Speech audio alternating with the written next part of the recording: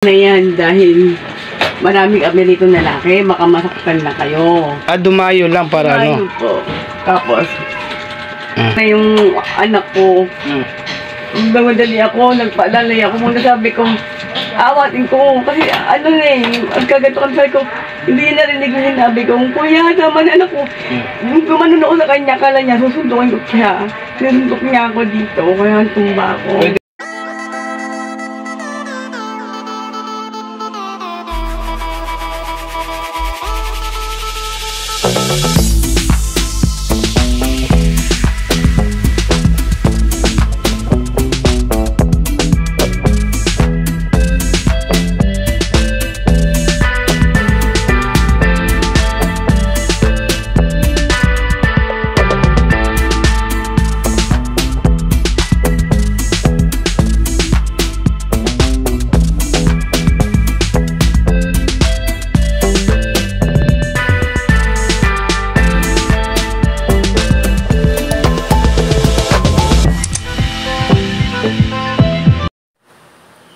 Yes, mga kapobre, ito na naman tayo, panibagong mission sa buhay, panibagong pagtulong sa kapwa. Bali ngayong araw na ito mga kapobre ay lumapit sa atin isa sa kapatid ni Esther. Si Esther po ay dating tinulungan natin dahil siya ay na-stroke. Hanapin mga natin guys. So kailangan po niya ng wheelchair. Dahil ayon po sa sumbong po o lumapit sa atin, is alam naman po natin si Esther isang na-stroke. Ngayon po is nasuntok po siya sa gulong. So instead na pagaling ng pagaling po si Esther sa kanyang sitwasyon, ang nangyari po is inawat po yung anak niya, ayun po lalong napasama ang kanyang sitwasyon, kaya lalo po hindi po siya nakakalakad. At the same time po, yung katawan niya ay bumibigay po. So, lumapit po ang kanyang kapatid para maghanap na may hiraman na wheelchair. So, nagpapasalamat po tayo dahil may wheelchair po tayo na itabi. Ay ito po para sa mga PWD o sa matatanda na itinabi-tabi ko yon, dahil itong wheelchair po is galing din po sa ating sponsor. So, ayun nga po. Kaya nga sabi nila ay maganda yung nagtatabi ng gamit. Baka sakaling dumating yung time na kailangan may nadudukot o may nakukuha. So ito na nga po mga kapobre. So nililinis natin yung wheelchair bago natin ihatid sa kanya dahil mahirap po yung condition niya ngayon. Kahit ako mga kapobre, bigla akong na-shock sa kanyang nangyari at sa nabalitaan, kaya agad po ako kumuha ng wheelchair, nilinis ko para may ihatid sa kanya. So ito mga kapobre, ito panay alikabok siya. So kailangan palinisin, mga naka-plastic pa to, so hindi pa ito nagagamit. So buhay naman nung gagamit dito sa Esther Santelices na ating kaibigan na dating natulungan natin. So hindi na ako nagdalawang isip agad mga kapobre. So yun, nilinis ko agad para may hatid agad sa kanila.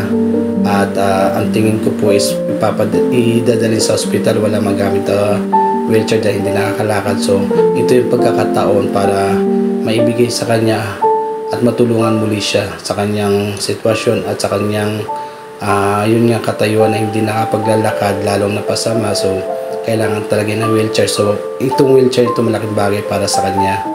At nagpapasalamat muli ako sa sponsor ng wheelchair nito. Ngayon po, ito na po yun, sa tamang tao ang ating pagbibigyan. So yun guys, naglilinis muna. Tinatanggal ko muna yung mga plastic para madala po.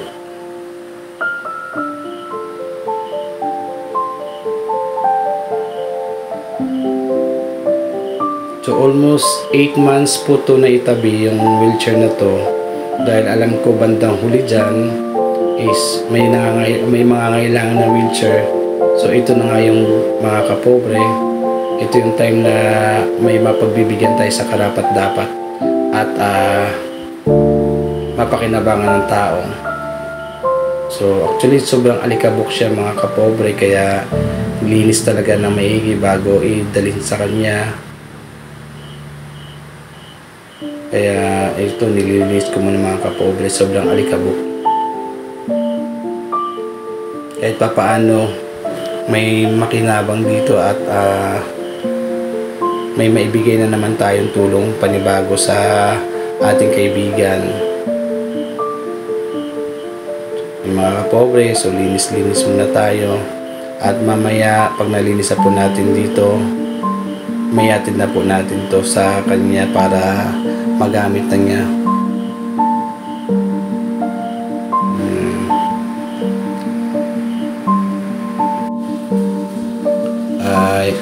Mga kapobre, yan po mga nakasako pala. Isa rin po yan sa nagbigay sa atin ng sponsor, si Alan. Isisingit ko lang po, Alan Dalwampo at ang kanyang pamilya. Nagbigay po siya ng mga damit galing sa ibang bansa para ipamimigay po yan sa mga naapektuhan sa bagyong Enteng dito sa Sitio Lubigan. So ayan po yung mga sakong yan. So maraming salamat po. Yan po, dadalhin po natin sa either bukas o makalawa, basta makanap daw ng mga kasama.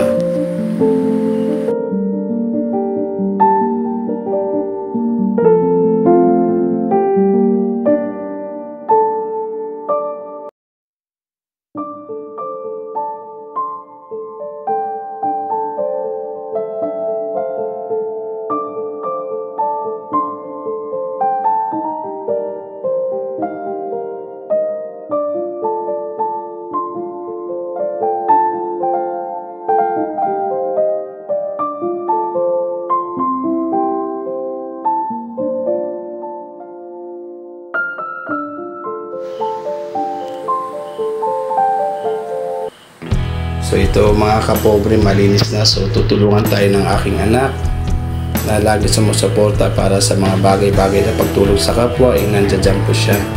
So ito na mga kapobre, ilalabas na natin para i-deliver at madala sa kanya sa Asia, dito sa Black. So ayan mga kapobre, nag-aayos lang muna ang aking anak at nakasarado pagi. Actually mga kapobre, kagising-gising lang namin, so nakakagulat nga yung balita. Yun, agad akong gumalaw, kumilos, at magkakataon may maibibigay naman tayo at may madadala naman tayo sa taong lumapit.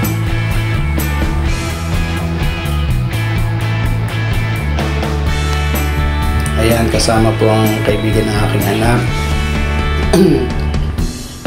Malapit na po tayong lumabas para may hatid po ang kanyang wheelchair. So yan po. So actually may kabigatan po, kaya tinutulak na lang namin yung wheelchair papunta sa bahay nila. So yun nga, kasama ang aking anak at ang kanyang kaibigan na laging nandiyan dyan para sa mga mission sa buhay, ang pagtulong sa kapwa. So nandito na tayo sa bahay niya.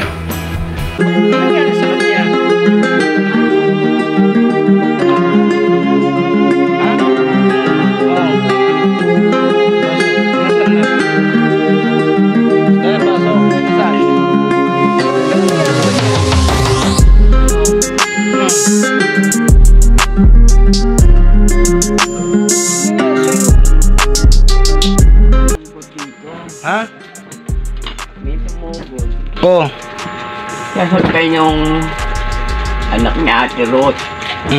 Ngayon, si Ate Susan sumigaw na huwag kayo dito, sabi ko dito.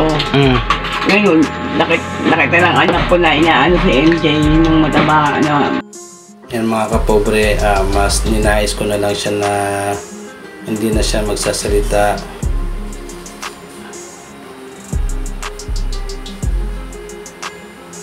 Para din sa kanyang sitwasyon, dahil alam ko nahihirapan siya. So hindi na natin pinilit. So ang nangyari po kasi sa kanya is talagang biglaan dahil sa pagmamahal ng yun nga mga kapobre, ang biglesan po sa atin ngayon yung isang pagmamahal ng isang anak. Dahil alam naman po natin na bilang isang magulang, gagawin ang lahat para maprotekta ng ating mga anak. Dahil sa kahit anumang sitwasyon, katulad ng Esther, sinasabi ko sa inyo, kahit may kapansanan man siya, na-stroke man siya, dahil sa nakita niya anak is na bugbog na walang kasalanan, at sabihin natin na napaglamangan o napailalim yung anak niya dahil sa binugbog. So kahit ganun sitwasyon niya, kahit stroke niya, nakuha pa rin niya umawat, ipagtanggol ang anak. Dahil sa pagtatanggol, kahit siya ang nasuntok, nadibdiban, so napasama ang kanyang condition, gagawin pa rin niya yun para sa kanyang anak. So ganun po siya ka mahal ang kanyang anak dahil pinagtatanggol niya, wag lang masaktan, wag lang maapi. So ang anak po niya is napakabait, sobra po. So nagtaka lang po kami bakit ganun po ang nangyayari, biglang napasama, yung pala umawat lang din at nakita niya yung anak niya is nabugbog din. So kahit ganun condition niya, ginawa pa rin niya yun. Ayan mga guys, mga kapobre, so alam naman natin kahit anong sama ng pakiramdam natin, kaya naman status ng buhay natin o kondisyon ng katawan natin, stroke man tayo o hirap man tayo maglakad, pipilitin pa natin may pagtanggol ang ating anak para lang hindi masaktan ng ibang tao. So ganun po yung nangyari kay Esther, na kababaeng tao, PWD, may sakit, so ginawa ang lahat para lang magpagtanggol. So at the end po siya po yung nasaktan, siya napahamak. So napakalungkot po na balita talaga. So yun nga po, pinakaano natin is bilang magulang, bilang isang nanay o tatay man, yung gagawin ang lahat, wag lang masaktan o maapi yung ating anak. So yun po yung nangyayari ngayon. So yun na nga po pinaka the best na ginawa niya.